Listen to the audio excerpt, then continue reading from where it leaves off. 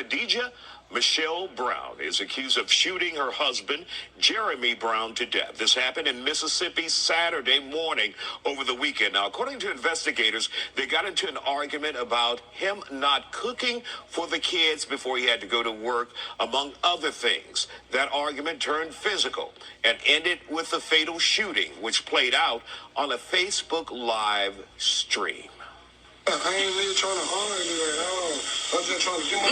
No, you want to go tell your family about this, about that. You want to do this. I'm trying to leave from over here in P, man. I ain't trying to argue at all. You ain't got to wonder why the kids.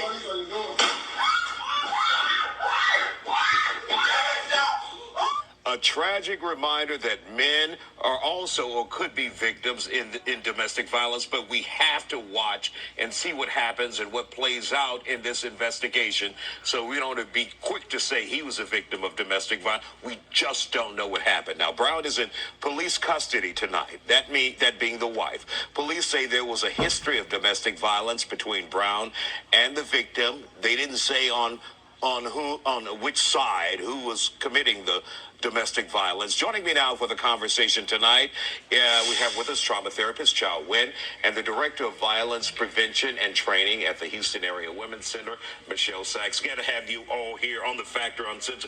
You know, and I listened to that video, and we all listened, and in all honesty, you hear her say, I didn't know there was a gun in the chamber, and you hear her say,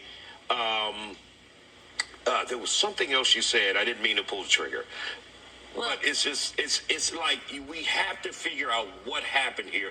We just don't know the details yet. But we do know a couple of things, Isaiah. There was a predictor there. There was a gun in the house and a history of domestic violence. Someone's going to die with a gun and a history of domestic violence. Whether the perpetrator was the wife or the husband, now we've got a family that's destroyed, kids who have lost one or both of their parents potentially. But you're right, it could go both ways.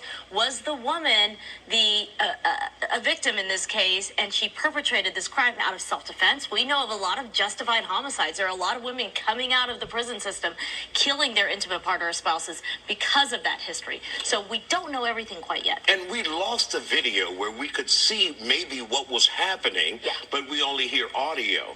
So what did you ascertain from that audio when you heard it? Well, I think when she's saying that she didn't mean to, right, she didn't mean to pull the trigger, I think it's stating that she had it, right, that she had the gun. But, you know, as Chow was saying, what we know now is that if there's a firearm in the house and there's domestic violence going on, it can be up to like 500 times as likely that, like she said, someone's going to die. There's going to be a homicide. And it's typically the victim. And when you guys,